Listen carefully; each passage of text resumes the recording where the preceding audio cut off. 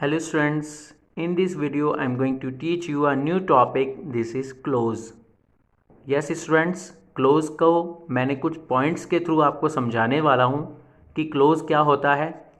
First point है बच्चों, it is a group of words. Close जो होता है वो ग्रुप ऑफ वर्ड्स में आता है। Second is it has a subject and a finite verb. इसके अंदर एक सब्जेक्ट होता है और एक फाइनाइट वर्ब भी होती है। देखो बच्चों, आप इसमें देखोगे 2 पॉइंट्स में कुछ वर्ड्स आए, group of words, subject and a finite verb.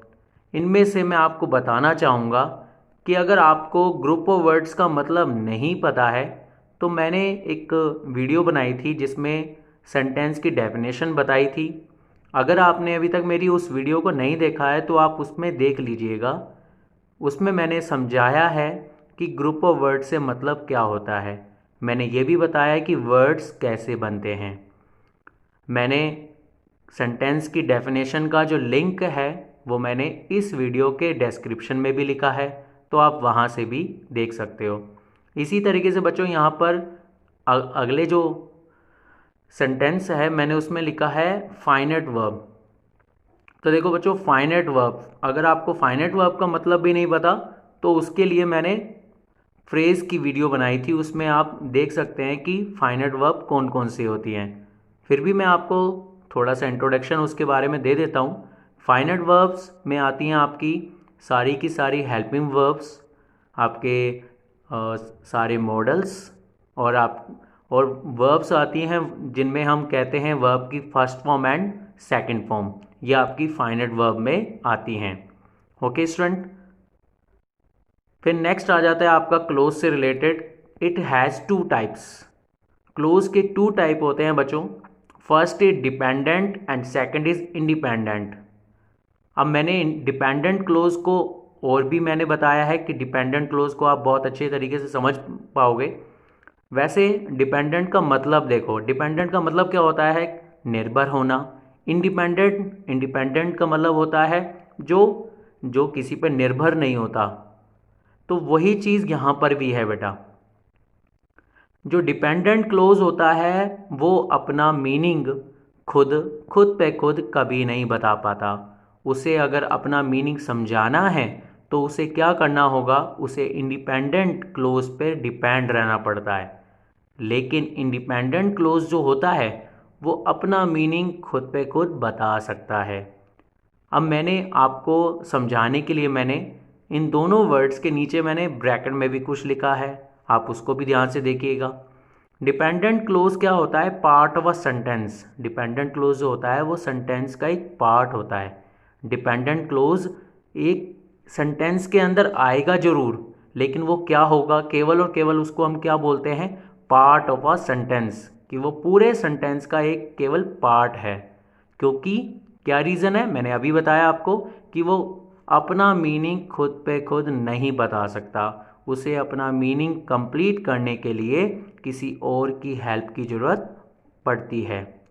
अब देखिए, मैंने इंडिपेंडेंट क्लोज के नीचे मैंने लिखा है सेंटेंस, कि एक इंडिपेंडेंट क्लोज को हम सेंटेंस भी कह सकते हैं। क्यों कह सकते हैं? क्योंकि इंडिपेंडेंट क्लोज अपना मीनिंग खुद पे खुद बता सकता है, इसलिए हम उसको सेंटेंस कहते हैं। अब देखो बच्चों, next point is the subject is mention और हिडन।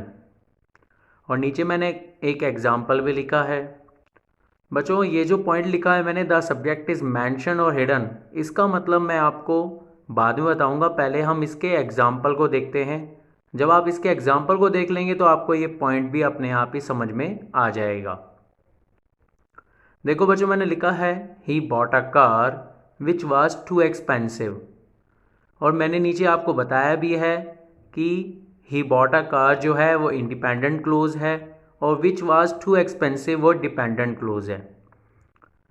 अब मैं आपको बताना चाहूँगा बच्चों, किसी भी सेंटेंस में जो आपका इंडिपेंडेंट क्लोज है वो अकेला आ सकता है। मैंने अभी आपको बताया भी कि दोनों में फ़र्क क्या होता है। मैंने आपको इन दोनों के बारे में बताया कि इंडिपेंडेंट क्लोज को हम सेंटेंस भी कह सकते हैं और उसको अपना मीनिंग कंप्लीट करने के लिए किसी और पर डिपेंड होने की ज़रूरत नहीं है। इसलिए किसी सेंटेंस के अंदर इंडिपेंडेंट क्लोज अकेला आ सकता है। ओके, और जो डिपेंडेंट क्लोज है वो अकेला कभी नहीं आ सकता।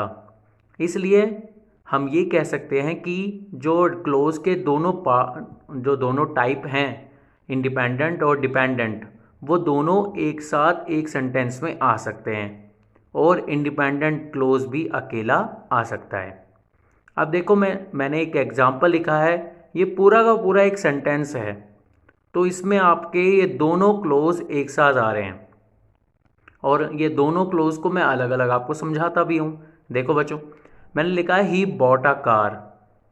मैंने अभी आपको बताया था इंडिपेंडेंट क्लोज को मैं सेंटेंस भी कह सकता हूँ। अब आप इन दोनों सेंटेंसेस के अगर हम मीनिंग को देखते हैं तो मैंने लिखा है ही बॉट अ कार, इसका मतलब हुआ उसने एक कार खरीदी।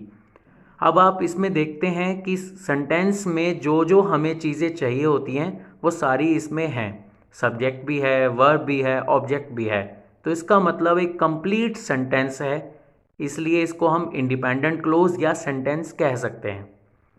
अब डिपेंडेंट क्लोज जहाँ मैंने लिखा है उसके ऊपर का सेंटेंस पढ़ते हैं। मैंने लिखा है विच वॉज टू एक्सपेंसिव।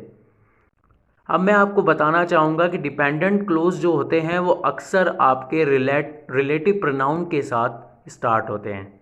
इसमें जो विच है बच्चों वो एक रिलेटिव प्रोनाउन है।